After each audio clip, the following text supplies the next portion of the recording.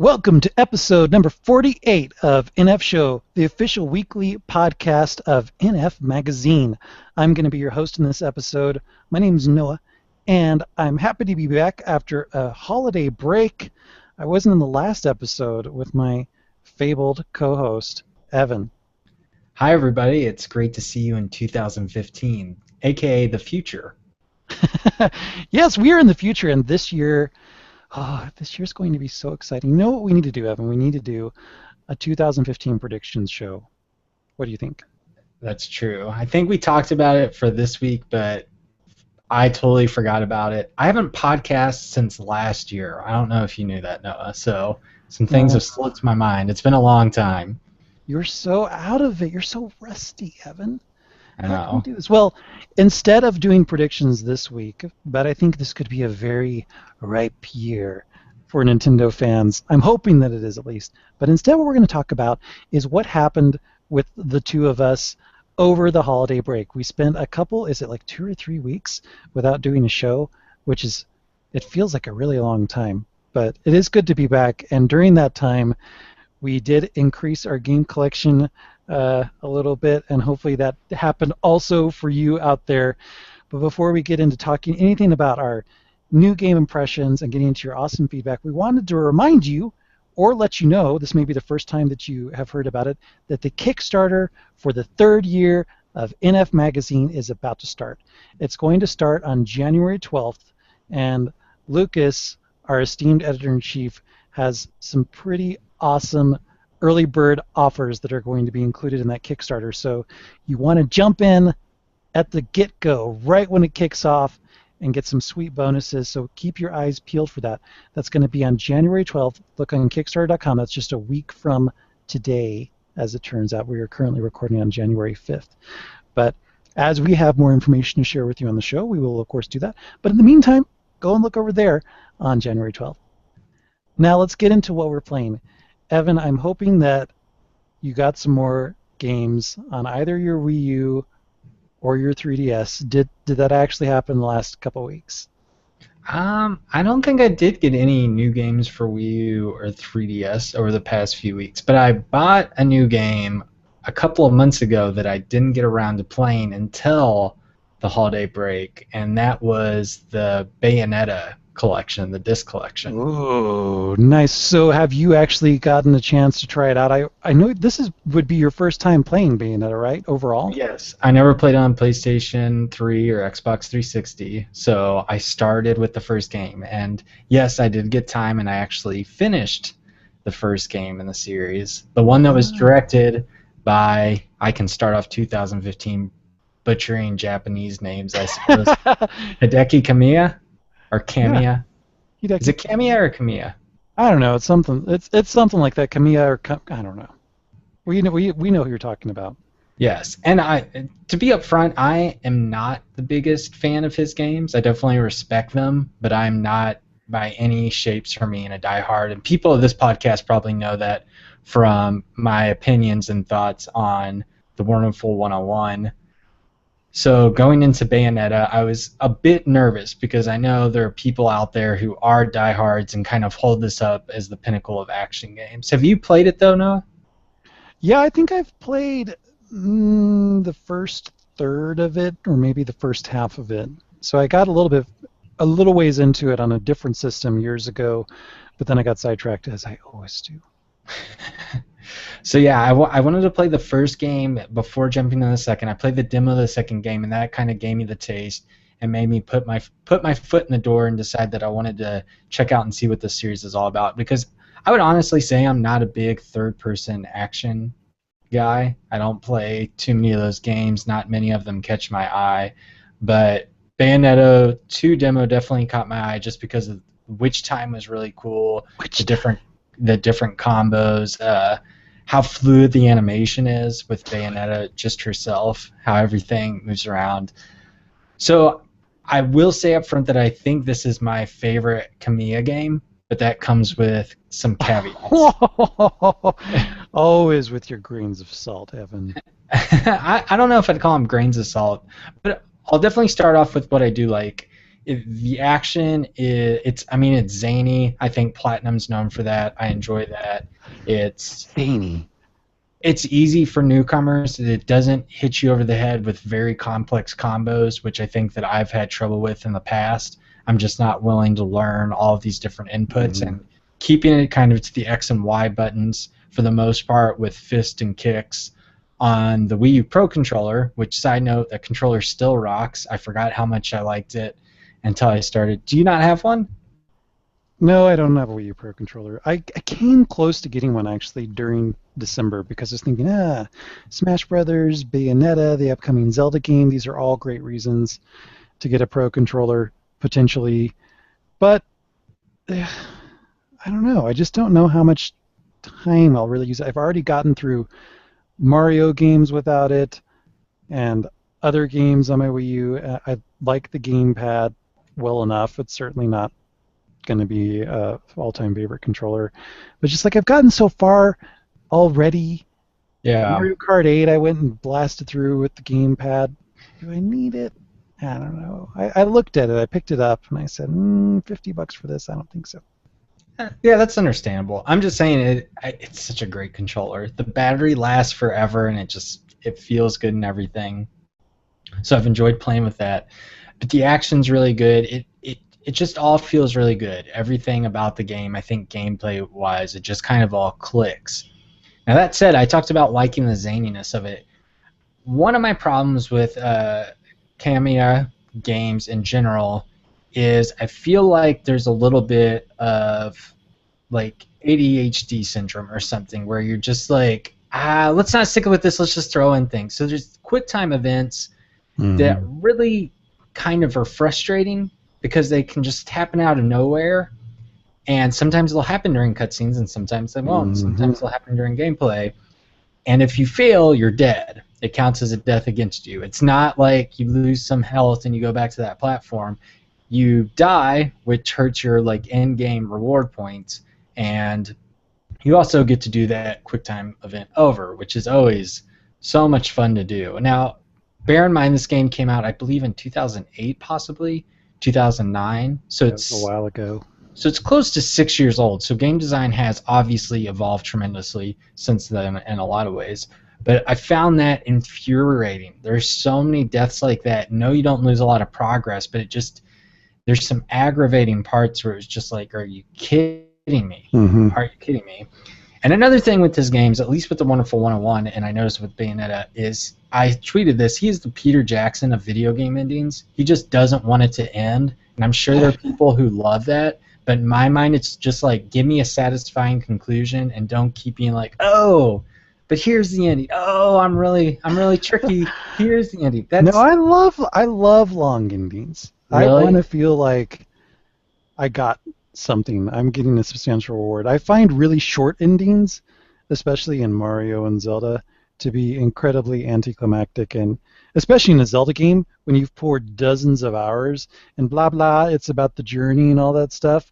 But if I'm playing what Nintendo's going to call an RPG, I expect an RPG type ending. Now, granted, I wouldn't expect a 15-minute ending necessarily on an action game like Bayonetta, but was it that long? How long was it? Oh, it was definitely longer than that. I'm Longer guessing than 15 minutes? Yes. And like including the boss battle, and then there's another little battle. No, I'm talking about like you have killed the final boss. There's no more input from you. Ending. Oh, but that's what I'm talking about with these games. I'm talking not just like the end-game like credits or anything. I'm talking about like trick endings or multiple boss forms or let's do this over again. And that is what the Wonderful 101 and Bayonetta are all about. Like, that wasn't the last boss. You get to do something else. Like these like things where like Mario games do that too, notoriously. Not to this. I'm telling you, not to this extent. You really like, especially Wonderful 101, and there are people who love that, and like all. You know what? If you like that, props to you. That's fine. Just different tastes. But I can't stand like you bring up Zelda. A Link Between Worlds wrapped up perfectly. It was succinct. Oh yeah, it was that game had the best satisfying. Zelda ending, I think, totally. Oh, I thought Ocarina of Time had a really fantastic. Yeah, no. No, there's some nice little music playing. Let's pan around to see what some other people are doing post battle, but it still felt that's. It's funny you mentioned that because that's a game that popped in my mind when I was saying Mario and Zelda games having really short and contrite endings. Contrite? I don't know if that's the right use of that word, but just really like boop. And Zelda is a great example. In Ocarina of Time, it wasn't horrible. It wasn't like here's a single screen like a Mario 64. Here's a picture for you to look at. The end. It's not that bad, but it was near. Also, Super Mario World had a fantastic ending as well. Yeah, Credits went through every enemy and like named them and gave them I like did their like that. Yeah, gave that them was up. very cool. Good call. Good call. I think Nintendo does pretty well on endings overall. And to get back to Bayonetta, it wasn't like a bad ending or anything. I feel like Kamiya has gotten to a point like Peter Jackson where he's so big that no one tells him no. And I Feels could like be wrong. And it's like, yeah, and I think that's great. You can tell playing one of his games that it's one of his games. Like, I'm not the biggest fan of that, but I think that gaming needs that more in general. So I definitely, like I've said multiple times already, the show, I respect that. Doesn't mean I have to like it necessarily. But, but Bayonetta, I overall enjoyed more than I thought I would. The zaniness, the problematic, it comes to the cutscenes too. I don't know if you remember playing. I don't know if Yes, the would you? budget. Yes, that was But exactly one of the things I was going to say that really stinks about that game. it goes from actual like animated cutscenes to these like static, weird like filmed grainy cutscenes, and it's like, did they just run out of budgets? You have to, and it reminded me of Crimson Shroud, which Crimson Shroud did that deliberately in a very small budget game, but Bayonetta has these just like still image cutscenes, and if you can't tell, I'm trying to act like a statue with like the voices and these rough cuts and everything, and it's like just looks terrible. And then it has fully animated cutscenes. It's like, was it budget cuts? Was this some kind of like vision they had? Because it does not come across well. Yeah, I agree. I was so disappointed because there's so much fluidity, action, movement, choreography. It's just animated really, really well while you play the game. And then parts of the cinematic story sequences, cutscenes, whatever, are animated, and then it's just still shot of a person, and the background might be kind of moving a little bit, and it's just it just grinds the game to a halt. You feel like you're in this engaging sensory overload, totally over the top experience, just blasting into your eyes, and then all of a sudden it's like, we're in slideshow mode for this, and it feels like you've time traveled back 15 years, and I don't know why that was done. Budget cut seems like the only rational reason, Yeah. because from an artistic perspective, it just does not work at all.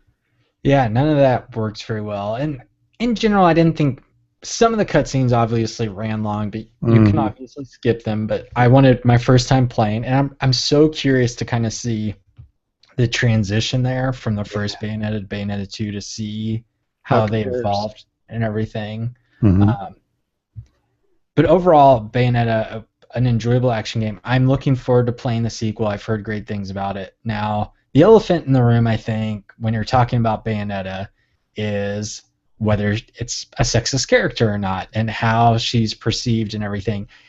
And I'll be upfront. I thought it was going to be worse than it actually was. I think that they do a good job toeing the line, and I think that she's kind of an empowered character, even though there's a lot of male gaze and the camera action. Mm-hmm. But I don't think it's too bad actually playing the game. Now, coming back to the ending, though, I feel like it goes from towing that line to we're watching her, and this gets to the credits, Noah, that if you didn't finish it, but it basically comes down to 5 minutes of the credits, her pole dancing, and then this like raunchy's too strong of a word, but music video where she's doing like her climax moves and losing her clothes, where it's just like, okay, this makes me feel gross. This doesn't fit in with the rest of the game, and I don't know why they went from doing a good job, I feel like, being on the edge to just going totally over it. So that's also why the ending kind of disappointed me. It was like, oh, come on, like, come on, Yeah, why? it's juvenile. Yeah, juvenile I think is a perfect way to put it. It's like this is your reward for playing. We're gonna let you, you know what I mean? It's like, Yeah. come on, this game's so much better than that, and it's like it just comes to this low point. Um, ultimately, I don't know if it was just me saying this is gross. It was kind of that disappointing feeling, like you guys could have done better. You can do better and everything. That said, to kind of end on a good note, I love Bayonetta as a character. She should have been in Smash Brothers. It's ridiculous. They could have made it work. Zero Suit Samus should have been cut out for Bayonetta, Oh, in my opinion. Or they should have just made those characters different. Hopefully she's DLC. But yeah, Bayonetta was definitely, I don't want to say enlightening, but a very intriguing title to play on Wii U. So interesting that Nintendo picked this up. I always thought it was odd that they picked it up, but now playing it, that they kind of gave the green light to the sequel and published and everything, it just makes it that much more interesting. And I hope to kind of get into the predictions of 2015. I hope it kind of foreshadows how off the wall Devil's Third will be from Inagaki. yeah. Because I'm for one, I'm super excited for that game because I it's am too. That's so funny you mentioned that. As you were talking about Bayonetta earlier, I was thinking, I really want to mention Devil's Third, even though it's not even from the same person, but I feel like it's kind of in that same vein, that same kind of campy, auteur. Yeah, yeah, over the top action game, and different developer, different people, and stuff like that. But I really am looking forward to that, and I feel like it's more along the same lines of what we're getting with Bayonetta, and it's an exclusive for Wii U. So how cool is that? yeah, I'm super excited for that game, and it sounds like it's going to come out this year. I think Itagaki's been on Facebook for, I think it's Valhalla Game Studios, his independent game studio, talking about it and say they're kind of wrapping up. A lot of people gave them a rough time for the visuals back at E3 2014, and he says they smooth that over. But that game, it seems like it's trying to do so much from the single player to the multiplayer that I just can't wait to see. And that it is this third-person action game, but also with like third or first-person shooting mechanics. I'm all about that. But Kind of takes me back to what was it, Metroid Other M? yeah, In a and way. that's a game that we both liked. I know that a lot of people, understandably, had problems with the storyline there, but I really like these kind of weird mashups, especially from some of the Japanese companies. But yeah, I really can't wait to see Bayonetta 2, the presentation. The difficulty curve, I thought the difficulty curve of the first Bayonetta kind of went all over the place, and I'll be up front. I played on normal up to like chapter 11, and then I feel like I was just dying a lot and getting frustrated. I was like, screw this. I'm going to easy mode. This just isn't, there are parts that just weren't fun. So I'm curious to see how Bayonetta 2 handles it, because I think that they named it, instead of Bayonetta 1, the difficulties are like very easy, normal up front. I think Bayonetta 2, it's like first climax, second climax, third climax, and then a fourth one that you can unlock. So I'd like to start off in the normal there, taking my kind of abilities that I've learned and seeing how they transition over and everything. I'm giving myself a break, but yes, I would say, like I said, there were caveats to me liking this game, but overall I was pleasantly surprised, and I'm excited about the sequel. So I'm definitely a fan of the series after all that. Excellent. That's Yes. great. I'm glad to hear that because I know when we were first talking about it, you hadn't played the original one, and then we got the great news that the first one was going to be included with the second one if you bought it, and I was just like, oh, I want you to like this game, but I wouldn't have been surprised if it didn't necessarily work for you. And then the second game came out, and it got all those incredible reviews. I'm like, oh, come on, Evan, please play the games, and that you're actually committed to playing the first one through before even playing the second one. Very cool, and that you like it so far is even better. I think that's great because while I didn't finish it, it's definitely a very memorable game, the first one, and I'm excited to get a chance to play the second one as well.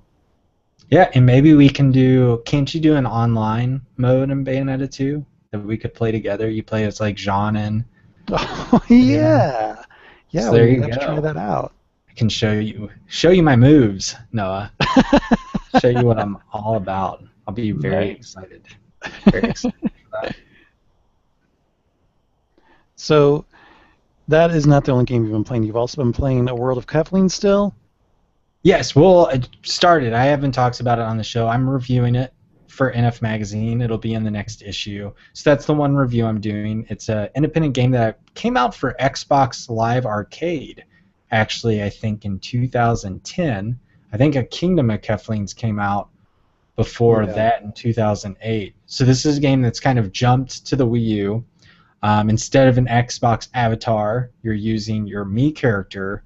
And I would kind of describe it, if you haven't played it, Noah, or anyone else out there, is kind of like my first real-time strategy or sim game. Mm-hmm. It's very basic, which can be a good thing. It's very peaceful is a great way to describe it, because even though it is like a real-time strategy or sim game, there aren't any other like nations or anything out there combating or competing with you. So you can kind of just do things at your own pace and everything. And you are your Mii character. You're kind of this giant, and the Keflings are like the little citizens and residents of these kingdoms that you run around. And you're basically building houses to produce more of these citizens. And you're making a factory to build things, and you're making different types of, like a sculptor. You're creating these different things and kind of working through these blueprints and everything to expand these kingdoms for the Keflings. And I think it comes across, it's charming art style. It's kind of rudimentary in a lot of ways, especially with the Keflings, but I think it's got a very charming aesthetic to it. But I found myself just getting bored the more I play this, Noah. Not enough challenge or variety or... It's not even a challenge. It's kind of, I don't want to call it a one-trick pony, but it's just all about these blueprints, building things, and that's basically the end goal to everything. Every once in a while, it'll have you on these like little treasure quests where it's like, go get these things that they show on the gamepad, which has a map. And the nice thing is you can use the gamepad to click on your different buildings to build things, to gain the materials. You don't have to actually physically move your Mii, so that's a nice little shortcut to do everything. But it's just doing the same thing. You got to gather these resources and just build another house or build another kind of building and see what it is to progress the story and everything. And it was fun for the first 2 hours, and I'm not going to say it's not fun, but it's just like, okay, I know what I'm doing. I'm doing more of it. You really don't have any more tricks up your sleeve to show me at this point. And as someone who has played real-time strategy and sim games, it micromanages things down to such a minutia that it kind of kills some of that aspect for me. You can't just you pick up your residents with your giant Mii character and you place them, like, let's say, by a forest, and then they start chopping down wood. So as someone who like loved Age of Empires, I would be like, oh, they'll take it back to my camp and I'll see my wood kind of icon go up. Well, no, all they do is chop down the wood. You have to pick another character, put them by the wood, they'll pick up the wood, then you have to pick them up and then move them to the building you want them to take the wood. Mm. And it's like, oh, so I got to do that. And then it kind of breaks it down to more levels where it's like, oh, I need a building that will now make the wood wooden planks. Mm-hmm. So now I need someone to take the wooden planks from that building and put them in another building. Mm. And then there's multiple buildings that need wooden planks, and it's just like, so this is my first sim or whatever, but you're making me do these just very mundane, kind of boring tasks and divvying up things, and it's just like, why not make it more fluid? But that's kind of the game, I guess. It's, instead of, like I said, worrying about this competition, it's about kind of managing these resources within your own kingdoms and everything. And while that's okay, and I think this game works better in short bursts, it's just it kind of loses its luster as time goes on. Have you played Swords and Soldiers? No, I haven't. That's another game. Now, granted, I know that you have experience playing other RTS games, but I feel like as an introduction, because I have played a demo years ago of A Kingdom for Keflings, I have not played a World of Keflings because it was kind of interesting at first, but like you, it lost its charm rather quickly. I think Swords and Soldiers is an interesting lateral step, you could say, from Keflings in the world of more not as super complex strategy games, because it basically distills a strategy game from a top-down perspective down to a side-scrolling perspective, and it's kind of tower defense at the same time. You have to harvest resources and build things, and of course there's an army coming to fight you. That and Castle Storm, I think, which Yeah, I freaked out really about last enjoyed year. that. Those are great introductions to strategy games, and they kind of are a mix of building and tower defense and strategy. And I'd be really interested to hear what you think if you played those games directly in comparison to Kefling's, and looking at it through the lens of how does this work as an introduction to strategy? Is it more engaging? Does it pull you through? Since it sounds like the Kefling's game is not. Yeah, and I don't want to say Kefling's. I don't think it's a bad game. I just think it's kind of falling in that mediocre range. Yeah. And one of the big bummers is I feel like you have the gamepad and it does a good job of utilizing that for the map and the touchscreen. Mm-hmm. But this game, since you're kind of like waiting for these resources and you can kind of help out and directly become involved with your own avatar, which is a me. I don't want you to get it mixed up there. I'm sure. Yes, avatar. Call them avatars. You can't play only on the gamepad. This is the perfect game for just putting something on TV. It totally is, like Pikmin. Yeah, it's perfect for just like if you're watching just something, having it there, and you can just do things because you don't have to worry about anyone attacking. Like I said, it's very peaceful. But that's not an option, and it just seems. And I wonder if they're like, oh, the screen's too small with everything going on or whatever.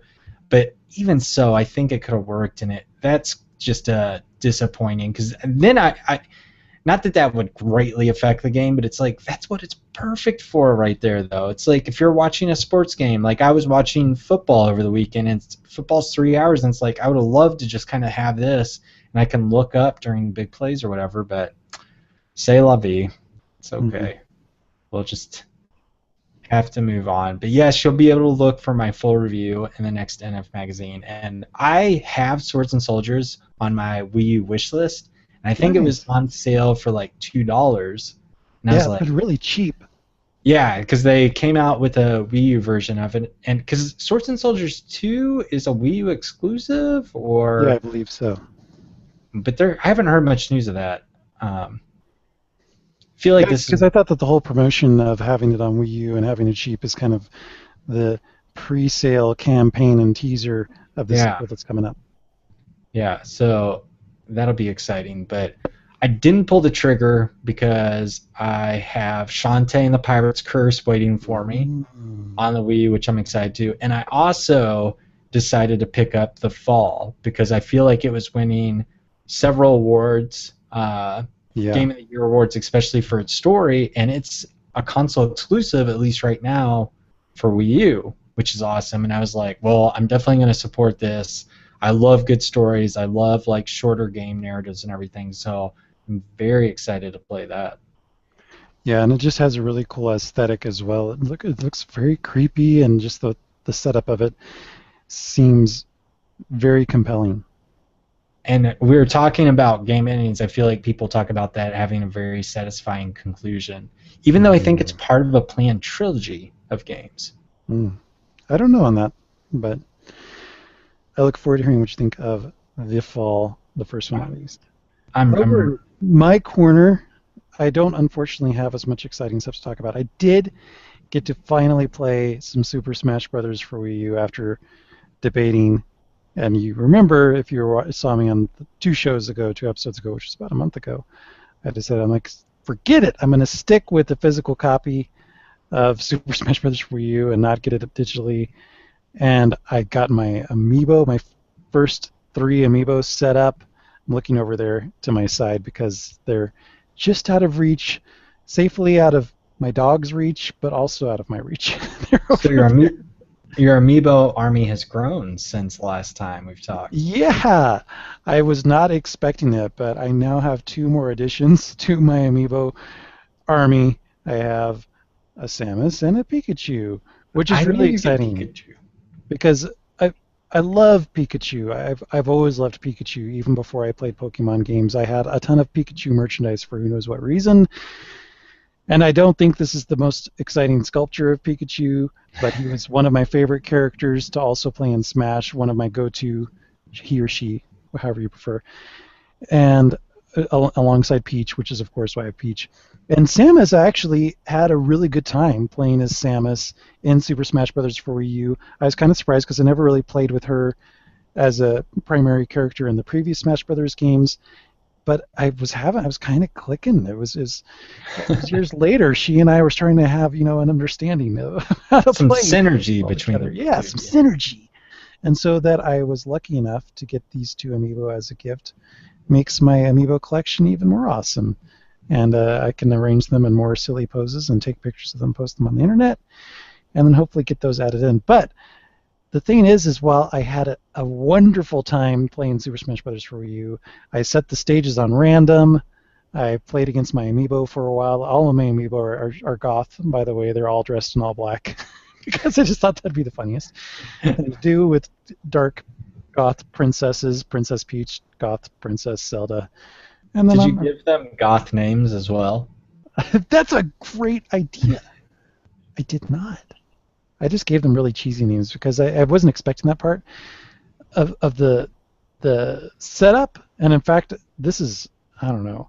I talked smack about you to myself, Evan, about how you just love the menu systems and these games, and I struggled to find where do I set up my amiibo because I was scanning the amiibo. I was trying to start the amiibo, put the amiibo in the game, put it on the gamepad. It's like, you must first set up the amiibo if you're going to put the amiibo in the game. I'm like, where do you do that? And it was in the freaking menu. I was going around and around. I was going to this menu, going to this menu, going to this menu. I'm like, no, it's not in this extras area. No, it's not over here. No, it's under Smash. And apparently, I overlooked something that was super obvious. There's this little tab because everything's laid out in abstract shapes, not in an actual list. Like here's the menu listed out in order, but there's this little random blob on one of the screens that says Amiibo, and it has the Amiibo logo on it. It doesn't say anything else. It just says Amiibo. And so when I see that, my brain doesn't think, oh, that's a menu item like all the other menu items because they all are using a certain font and they have little icons next to them. That's just an ad to me, or that's just a promotional Amiibo can be used in this game. No, that's actually the freaking menu button that you have to click, and then you go in there, and then you set it up, and then once you set it up, you can't change it because like, oh wait, I should change my Little Mac costume selection. Like, oh, you have to erase what you've created. I'm like, what? So not the smoothest experience getting that set up, but it was fun playing against them, and I already leveled up my first three into the mid-20s, and this is the sad thing, is they're totally kicking my butt already. And I remember I used to be really good at Smash. I remember when Smash Brothers came out on the Nintendo 64, and I played it religiously with my best friend back in in the college days, and it'd be the two of us, and then we'd add two more computer opponents, and we'd always set them at 9, which was the max level that you could set them at. It was the best and only way, and we beat them every single time. They weren't even a challenge. And I tried setting my computer opponents up at mid-level in this game, and they were kicking my butt. My amiibo's kicking my butt, and it's not even at level 50. I'm like, man, I am seriously rusty at this game. But maybe we can blame the gamepad controller, and that's the reason why I should get the Pro Controller. For now, I could it's because I don't have the Pro Controller. Yeah, that's what it is. But I definitely need to put some more time into it. But that said, it's been really fun. I love all. I mean, I there's still characters that I wish that were in the roster that aren't there, or that I haven't unlocked yet, and I'm playing. But there's still so many options to choose from, and it's just so much fun to bounce between all the new characters as well as characters that I haven't played in a long time because I haven't played Smash in years, not since it was new on Wii. I never knew you were such a big Nintendo 64 Smash player. I don't think I've ever heard you talk about Smash, and not that you've talked about it in a negative way, but I just never knew you were such a big fan of the original. Yeah, that and Mario Kart 64, GoldenEye, and Xena Warrior Princess, Talisman of Fate, totally long, stupid title that I deliberately said every word of. Those were my favorite go-to party games back in my college years, or just when we were bored and we didn't have an RPG to play through or something else of the like. It's like, let's play Nintendo 64. It's so much fun. And those would be the games that we played very regularly. So, and it's funny thinking about kids who maybe that their first Smash was on Wii or their first Mario Kart was on Wii or Wii U, and looking back, if you look in Wikipedia and see just how few courses were in Mario Kart 64 and just how few fighters there were in the original Super Smash Brothers, and just thinking like there's nothing to that game. There's, like, if you do just a comparison to Smash and Mario Kart now as to what they were in at least in their Nintendo 64, it's like triple or quadruple the content. And to think of old gamers like me saying, "Man, I wish there were more stages or there were more," because we're so spoiled at the end of the day. But I've really been enjoying it and not feeling like I've been shortchanged, of course, because in these games there's always a plethora of content, and I haven't even broken the first chink of that massive grid of challenges, probably because I stink as a player so much right now. But I look forward to playing more of it, and playing with my new amiibo, and I even got 2 more games. I got Bayonetta 2 as well, and yes, I did get. I had to get this physical retail copy of Captain Toad Treasure Tracker. But the sad story of my holiday break is that I played no games. It was just, I was packing up too. I was packing up for a week and a half stay at my parents' place. And in years past, last year even, I brought my Wii U down. I'll bring down multiple game consoles, even though my parents also have their own, but they don't have any Nintendo consoles. They have a Wii, but they don't have a Wii U. And I was just thinking, normally we're doing this, we're doing that, we're going to movies, we're playing tabletop games, we're playing card games, we're doing activities, we're seeing family. It's always so busy, and I'm really stressed out, and I've already done 8 trips to my car loading it. Seriously, that stinks, especially when you're going up and down 2 flights of stairs every time. That really, really stinks. Don't pack it. Don't pack your game systems. You will have more than enough to do. Bring your 3DS, I told myself, and I did get a little bit of time in with Phoenix Wright, which was nice and heartwarming. The trilogy? No. The one that came out just last year. Not Phoenix Wright versus Trials and Tribulations? Yeah. I think. The 3DS sequel. Okay. Yeah, there's all their titles. Just they kind of they kind of all run together. Yeah, so I played that, and that was cool, and it had been a while since I touched that game, and I'm right in the middle of a court battle. I'm like, oh, yes, this. I don't remember really the details, but it's just so much fun to figure out the puzzles in that game. But the thing is, this was not a holiday where we did this, and we did that, and we did this. It was just like, there was like a leg injury. Not me this time. Thank goodness. Good. I'm so sick of leg injuries. Not good that there's a leg injury, but... Yeah, but you're okay.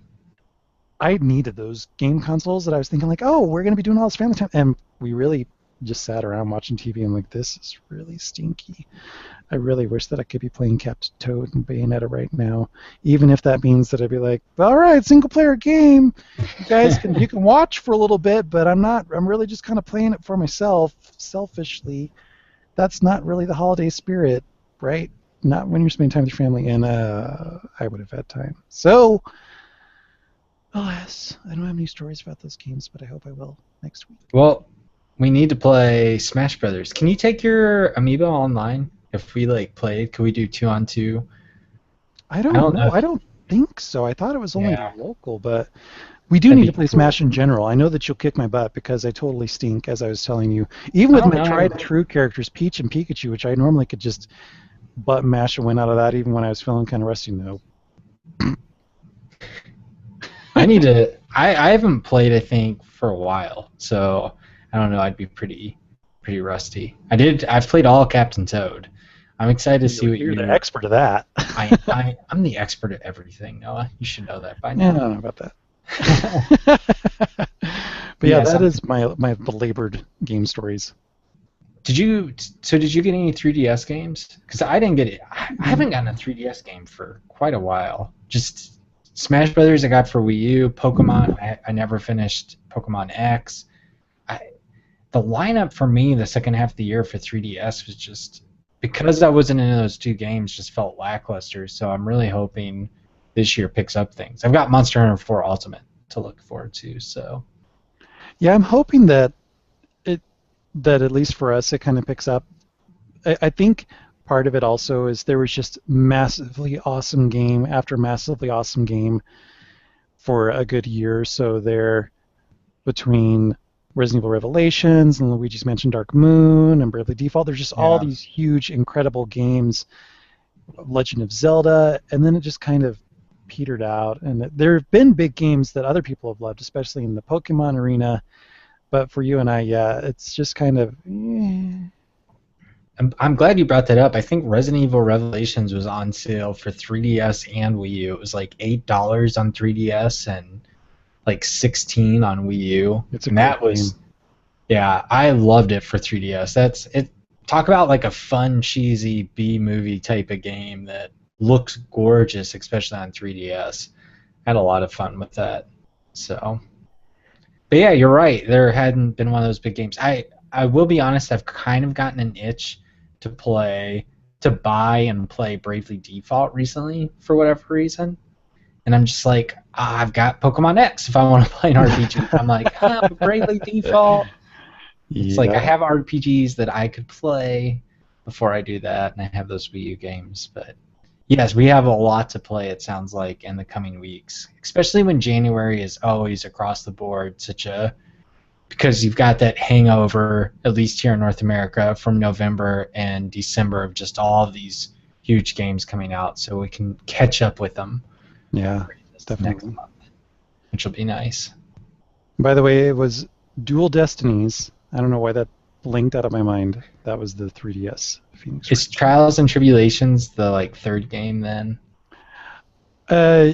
Yes, yeah, it was the third game of Okay. the original trilogy. Which is, how much is the trilogy? Is it $30 in the eShop? That's something I should look into. Well, or you could just get Dual Destinies. I mean, it's a really great game. It kind of crash courses you into it, I suppose, and you're getting two different protagonists at once. But I mean, I will always have a soft spot in my heart for the original trilogy because it was really well done. But like I said before, Dual Destinies isn't a bad starting place either if you want a really fancy presentation and a pretty cool story. And it has downloadable content, which is unusual for the Phoenix Wright game, so that can continue beyond the main storyline if you want to go down that path.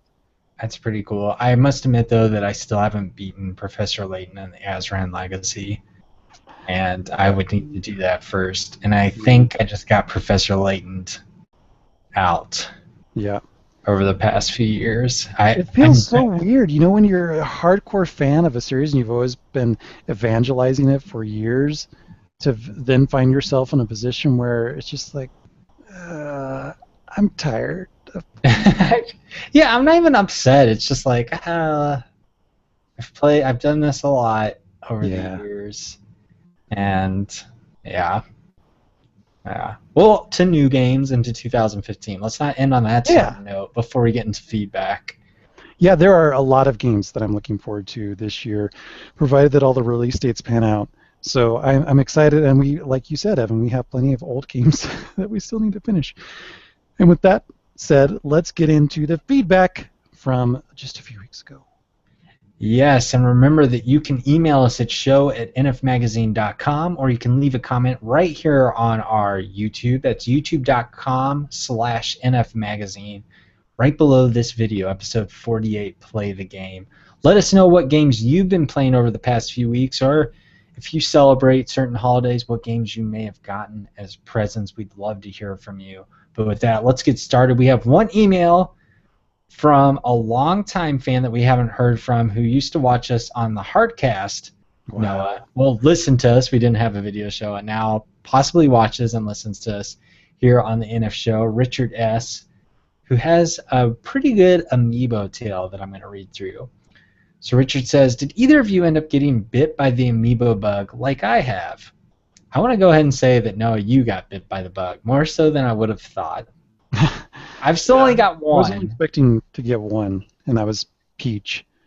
But yeah, they're cool. And then I have other people enabling me and purchasing additional ones, and so I can't really take credit for owning Samus and Pikachu. I wasn't going to get them, but hey, I have them, and so there they are. Uh-huh. What do you guys think of the amiibo shortage? It would have been one thing if it was one or two that was hard to find for a while, but now it's become at least 6 or more of them. I bought all 12 of Wave 1 on launch day and managed to get all 6 of Wave 2 within a week of those being released. Wave 1 on launch day was actually easy as my local Target had all of them. After having week 1 for about a week, I thought it'd be cool to have a second copy of each to collect and leave in the box. Not to sell, they're mine. This is when things started to get tough, though.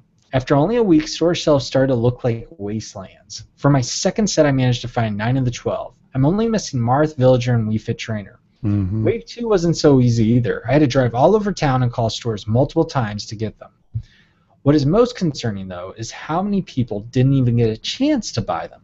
I got Super Smash Bros. For Wii U for a friend's kids. They're 8 and 10 respectively. For Christmas, and along with the Mario and Samus amiibo. A week after Christmas, they say that they wanted a Villager and Little Mac amiibo, but now they don't even have a chance to get them. Do you think Nintendo will ever make more of the rare ones, or will people looking for them be forced to pay high import or eBay prices? Should Nintendo have labeled the ones they were planning to make the least of as a limited edition so people would have been more aware that they may not be around that long? Or do you think there's no need to worry and they just need time to catch up with demand? Are there any amiibo in Wave 3 either of you are most looking forward to? And before I get to those answers, Richard just added, also, I just started Captain Toad, and so far, so good. I'm liking it a lot more than I thought I would, and I hope they make a Toad amiibo eventually. Yeah. Captain Toad amiibo would be pretty cute. Yeah. You know you would get that Captain Toad amiibo, right? Yeah. I'm pretty happy.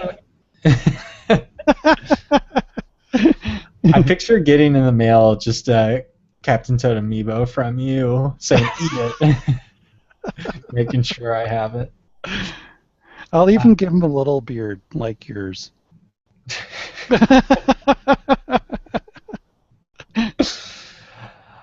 Anyway, do you think Nintendo will make more of the rare ones? Do you think we'll see kind of Wii Fit Trainer and Marth come back onto store shelves here early this year or later this year? I think right now, I don't see them doing that, actually. I feel like they just want to get through delivering amiibo for the entire Smash Brothers roster, which is a huge, daunting task, and I don't feel like they see any value in backpedaling to create amiibo that for them, that for Nintendo as a company, they don't see any of those additional extra profits because they're not selling them on the black market or selling them for twice the price. They still only get the base price out of them, and then people hoover them up and resell them on eBay and stuff like that. I don't think it's going to be a priority for them, especially if there are not going to be other games that will feature a lot of these characters that are lesser known. I think if we were to see, for instance, Villager again, it would be a new version of the Villager amiibo tied in with a new Animal Crossing game, and maybe it would be backwards compatible, but I don't think we're going to see re-releases of these old ones because they're just trying to get all of the new ones out.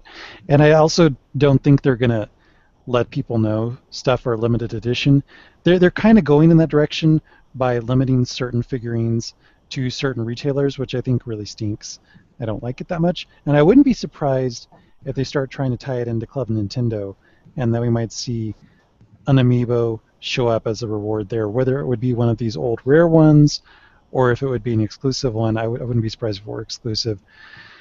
There's many ways this could go that I don't really like, and I wish that they would reissue more of these figures, but I just think it's part of the game, it's part of the business, and yeah.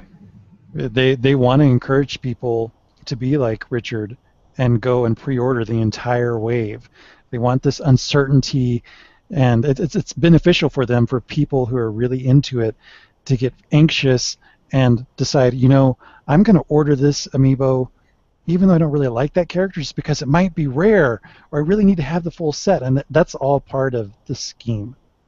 Unfortunately, I didn't pre-order Little Mac thinking like, yes, that's the one that's going to be rare, and that's what ended up happening. But I'm really glad that I did, because if I had sat on it, I would have been without my Little Mac and very sad.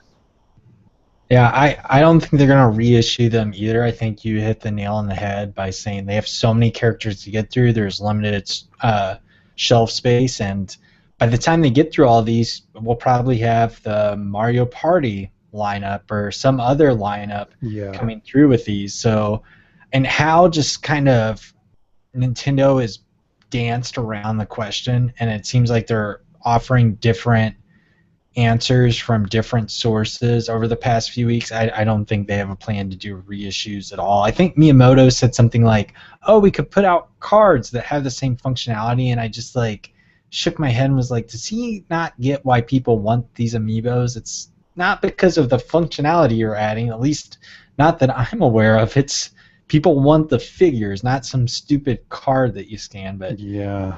that's another story. The limited edition thing, I think, is tough because I mean these are just based on the characters, and I think the problem you're going to see if you try to do the limited edition is the first wave of characters. While everyone thinks Marth and Wii Fit Trainer and stuff are the hard to find ones, I wouldn't be surprised if soon Samus and Yoshi and those characters kind of get discontinued, and then those will become rare. So I think it's tough to do that.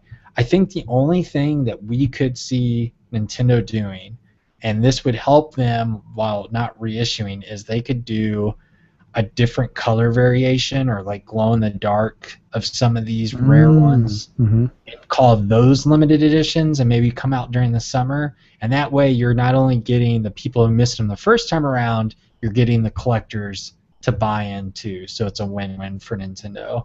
And then you can cue Reggie's nefarious laughter in the background. Just, oh my God. So those are my thoughts. Definitely let us know what you think out there, and good luck, Richard, with the collection. The only one, I guess one of his other questions that I'll chime in, Wave 3, I've got Mega Man pre-ordered. Those are the only amiibo I plan having for the foreseeable. I have Mega Man as well as Ike pre-ordered from Wave 3, and I'm looking forward to both of them. That is something you would do, isn't it? Let's move on to the comments. We have a comment from developer RC Maddox, and I may be pronouncing that wrong, but hopefully not, who made Block Drop U and also made Spiky Walls, Poker Dice Solitaire Future, and has worked on, I'm forgetting a couple of the games. I think there's Shut the Box, and is supposedly working on a lot of games for 2015, excuse me. We're in 2015 now, not 14. Who says, Captain Toad was one of my most anticipated titles this season. I now have over 12 hours logged into the game trying to complete all of the challenges. Very nice game at a reasonable price. Very curious to see how Amiibo will be added in the future. And I'm glad he brings that up because Captain Toad, they're like, oh, it's going to have Amiibo functionality. And we are here almost a month after release with no information or news on that front. Yeah, it's kind of surprising that Amiibo are not launching side by side with Wii U. Wii U has been out a couple years, and I feel like there's still all of this catch-up that's going on around Amiibo functionality, and they're selling us on stuff before it's fully cooked or it's ready to launch. And I can understand some of that might have been some conservatism, some hesitance with regards to, well, we don't know if they're really going to sell as well. They may be just kind of a flash in the pan, so let's hold on. But I'm really looking forward to the point where when they announce the game, and I think this will happen at E3, the Amiibo functionality will be announced side by side with the game, and we will be playing this weird game, no pun intended, of it's going to have Amiibo functionality. Oh, the game came out a couple months ago, but here it is. It's really half-baked and after the thought, and I want to see more integrated ideas. And also, while on the topic, I want to see some Splatoon Amiibo. Oh, there you go. Well, we did learn about the Kirby and the Rainbow Curse. Am I getting that title right? We learned about the functionality there, where I think if you get like the Meta Knight Amiibo with it, Meta Knight's mask will show up, and you get like, I don't want to say better attack power, but that may be it. And the King Day and Kirby are the ones that are functional with it. And they're just kind of like little add-ons, which basically Amiibo have been. But yeah, I think at this year's E3, we'll see a game and the amiibo both announced at the same time with a higher functionality connecting them, where they're more important to the game, which Yeah. will be very intriguing from Nintendo. Our next comment comes from Kasaki Project, who says, I can't find a Wii Fit trainer. I gave up. My girlfriend didn't mind, but demanded when they make a Palantina. Palutena? Palantina, I said it right. I can't believe it. I pre-ordered it for her. I went Shulk, but it seems already sold out, and that's a GameStop exclusive here in North America. I'll have to go to Target next to my apartment first thing to pick up Rosalina before she sells out, if they have any. For Wave 3, I wanted Shulk, and I'll get Toon Link. Wave 1+2, I now have Peach, and I'm getting Samus, Zelda, and maybe Mario and Link for Christmas. He's developing a little army as well. The Amiibo armies. They're going to rule us all. Next comment comes from the Seventh Experiment. While I am also the same way when it comes to Amiibo, I definitely have Amiibo fever. I began thinking, I'm just going to get Yoshi and maybe one other that I think looks nice. But somehow that 1 or 2 became 7, with 4 more pre-ordered from Wave 3. I went out hunting for a pit Amiibo. I lost count at how many GameStops I called in the past 2 weeks or so. Sadly, my hunt was not successful, but I haven't given up hope yet. I also played Smash Tour with a friend for the first time yesterday, and at first we were both really confused what was going on. But after several more turns, we eventually understood what was going on. It turned out being really fun. And like Don said, you really do unlock a whole bunch of stuff with that mode. Well, during the shopping season, so as you could call it, I was at a Best Buy, I think it was a couple weeks before Christmas time, and I was in the aisle that this particular store had put the Amiibo on display, and then there was also all of the Skylanders and all of the Disney Infinity figures, and one side of the aisle was Skylanders and Disney Infinity, and then the other side was Amiibo, and it was kind of like this interesting face-off of plastic figurines. But I was just kind of envying all of them, and I was looking at some of the figurines in those rival franchises, and thinking like, wow, this is a really cool figurine. Yeah, this one's not that interesting. I don't know what this is. And yeah, they don't have Villager, and they don't have Wii Fit Trainer, and they don't have Little Mac and all other stuff. And it's easy to just lose time looking at these little pieces of plastic. But while I was there was, I think she was a mom. She was very determined. She came up, and she came into the aisle, and I'm like, what is she going to look for? And she stopped, and she looked at the Amiibo, and she scanned it, and then she turned around and she left. She didn't care about the Skylanders or the Disney Infinity figures, and it was just kind of cool to see someone that I didn't know who didn't jump out at me as a gamer or anything, and those Amiibo were just like her number one mission. She wasn't calling in advance. She was there. Do they have this certain one? Nope, I'm out. I don't care about anything else. There's no compromises. I only want Amiibo, nothing else. I don't want to compromise and offer some Brave figurine from Disney Infinity or a Venom or some other weird animal concoction from Skylanders. And it was kind of cool, and it made me feel like, yeah, Nintendo fanboy moment. Nintendo dominating a retail section in a store just for a brief moment. But yeah, that's my little sidebar Amiibo story in the store. Just wait until it's a Pokemon game that's tied to these Amiibo, everyone. You think you have the fever now. Nintendo can bring out Gotta Catch Them All over again. It's going to get ugly. Ugly. Pokemon, I just can't, because I just can't imagine if they do that, which I think they eventually will to some extent.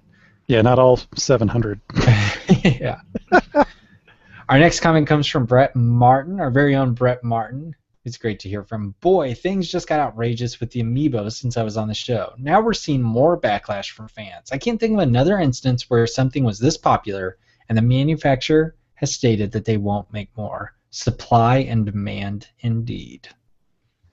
And it's always great, to hear from Brett, just because he is the biggest Nintendo toy collector of them all, and to get his insights, I just feel like has been so invaluable for the NF show, and just so much fun to hear from him. Because I wouldn't have known things like, what was it? There's never been like a Star Fox character before, stuff like that. It's just like, it seems like common sense that there would be, and that there hasn't. It's just so interesting to kind of hear those insights. It's so funny you mentioned that because that exact thought was going through my head. And it always goes through my head whenever I go to the Amiibo display stand and I look at the Star Fox figure. In fact, it was when I was at that Best Buy. I picked it up and I looked at it and I was just thinking, I do like Star Fox, but this figurine definitely doesn't look quite as fancy as the original, where like his little green visor thing was actually clear and the fancy show and tell type versions of Amiibo before it actually came out. It's like it's solid opaque green visor. There's some nice touches, and then I was thinking, I was hearing Brett say in my head, "There's never been a Star Fox." I was thinking I should buy this because I kind of like Star Fox. I don't play him in Smash Brothers, but I'm looking forward to the Star Fox game. And here's this figurine, and I should spend my money on it because there's not going to be another chance. And I'm like, no, this is silly, and then I put it down. Oh, thank goodness. I like thinking that you're in that Best Buy for just like 7 to 8 hours, all in the Amiibo section. Like you saw people come in, you had these like talks with yourself on each figurine. I just like picturing like, because you're like, I'm so bored, I didn't bring my consoles, I'll just stare at Amiibo all day. And think of what could have been. Our last comment comes from Weston Inn, and guess what? It's about Amiibo. Everyone, the Amiibo craze is real. Amiibo fever continues. When Amiibo was first revealed, I had no idea how involved I'd end up being with it. I picked up Zelda and Diddy Kong, and by the time NF Show returns, Fox and Yoshi. It's returned, Weston. So you have Fox and Yoshi now. Who knows what else you have? Now that the Amiibo supply issue has been discussed, I've decided to start pre-ordering upcoming Amiibo just in case they are hard to find. Here in Canada, we still don't have a listing for Shulk, who I know will have limited stock. This week, I continue playing Super Smash Brothers, and for the first time experienced an 8-player Smash with 7 of my friends. There was a ton of yelling and playful trash talk, and it was pretty insane to watch. That's really cool. I'm very jealous. I don't think I'll ever get to try out 8-player Smash with 7 other human beings. Maybe if I get enough Amiibo, I can just hear friends, set it up like a tea party in a circle. Yeah, the closest that I've gotten to that was I did have a couple of my really good game buddies come over for a Smash lunch, is what we called it. We scheduled it in advance. I put it into the work meeting calendar. Yeah, it's not work related, but it's like, I'm going to block this time. You are going to come over to my place since I just live down the street, and we're going to play Smash Brothers like we did with Mario Kart and see it bring out the worst sides as you get viciously competitive. And there is a bit of drama with the Mario Kart 8 lunch that we had months and months ago, and one of my really good friends who got hyper competitive, and I was like, are you gonna throw my controller or something? He knew going into Smash that we made some jokes about that, and he kept saying, he's like, I'm not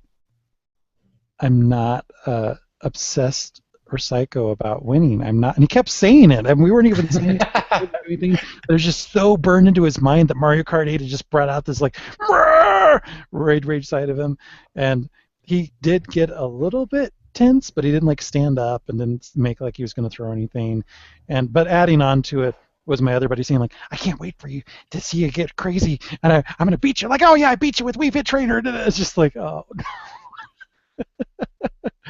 But in spite of that, it was a nice time. But yeah, I like you, Evan.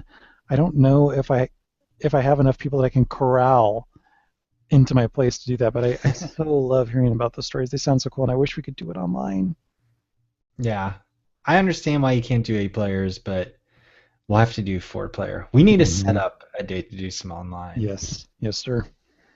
Well, that is all for feedback. Thank you, everyone, for writing in. Once again, reminder, you can email us at show@nfmagazine.com, or you can leave a comment right here on YouTube. Thank you very much, Evan. I look forward to hearing from everybody again now that we're going to be back in our regular weekly schedule, barreling through 2015. We're going to have some prediction shows coming up. We're going to have Don on again. We're hopefully going to have Lucas on again. We're going to have Brett on again. Who knows what other special guest hosts we will have this year. I'm looking forward to all that cool stuff, and then also seeing what happens with year 3 of NF Magazine. Remember to look for that next week on Kickstarter. Sign up. Get your 3rd year subscription locked in, and get some cool bonuses. We really appreciate you joining us here on YouTube. If you're watching us over on our channel, youtube.com/NF Magazine, feel free to leave a comment below the video for next week's episode. You can leave it right here. Or if you're listening to us audio-wise, the iTunes back and forth goes on with Apple, and the holidays put a kink in the response time. So I'm hoping that that gets resolved soon. We have web developers working on it. We have all sorts of stuff going on. Fingers crossed. All right. We will let you know when that is back online. But you can also download the audio version and subscribe to our RSS feed directly from nfmagazine.com. We look forward to hearing from you, and we will be back again next week. Bye-bye, everybody. Bye.